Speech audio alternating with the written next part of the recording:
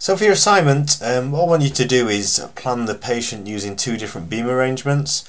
So I'm just going to show you how we do that in terms of copying the field and creating a new beam arrangement. So as this is a Windows planning system, it's similar, as I've said before, to other Windows software, which is nice, and we can copy and paste plans just like we can copy and paste other things. So right click on the field, and then we're going to copy, and then right click and paste. And I'm going to do something that we wouldn't do clinically just to show you how this works. So I'm just going to create a two field plan.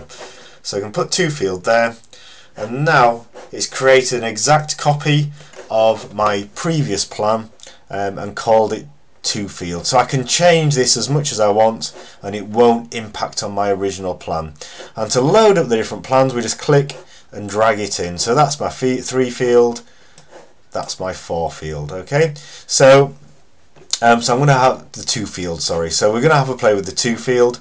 If I was wanting to add fields, which you might want to do, once again we can right click on a field, copy field, right click and paste a field. So if you wanted to have 5 fields, you might want to do that. So we could call this field 5, and that's going to create an exact copy of that field, which then allows you to do that. What I'm going to do is remove fields just to show you how we compare two plans side by side. So I'm going to delete that beam, and I'm going to delete that beam there, and I'm just going to do an ant and post. So I'm going to change my gantry to 180 like this. I'm just going to quickly conform the MLCs on this to be able to, just so we get a dose distribution. So I've got that. Where's my left? I'm just going to do that and call that 0.5. I'm going to delete the wedge off of this field, so into properties and accessories. So let me remove the wedge. And while we're at it, we should really change the name. So let's change the name as well. So I'm going to call that post now. So I've got a 2 field plan and a 3 field plan now. And I'm going to calculate that.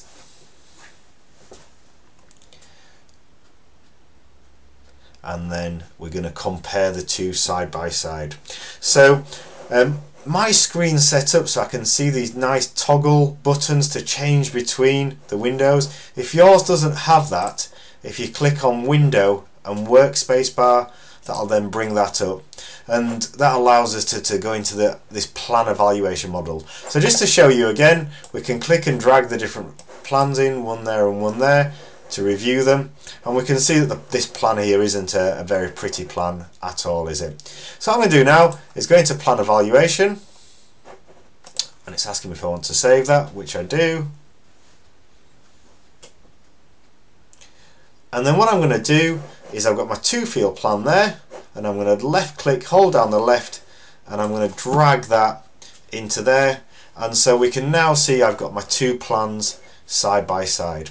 And what I'm going to do is click this padlock button up here, and that links the plans so that as I scroll through one, can you see they're both moving in sync with each other. And if I was to zoom in there, it zooms in on both of them. So we can now scroll up and down and compare them slice by slice to see which one is the best. So as well as being able to review the isodoses, we can also compare the DVHs of the two plans and put them on top of each other. So one thing I've not mentioned is we can change the view, so there's lots of different views that we can do. And again, it's personal preference in terms of which one looks best. In order to show a DVH, we need to pick an option that's got beam's eye view as an option, and then we can right click, show dose volume histogram, and we can make that nice and big, and we can see there that it's overlaid the two plans. So we can see the square plan is the 3 field, so there's a little square there, so that's the 3 field, and the triangle is the 2 field. So it's popped that on there so we can see straight away the differences between the doses to the PTV.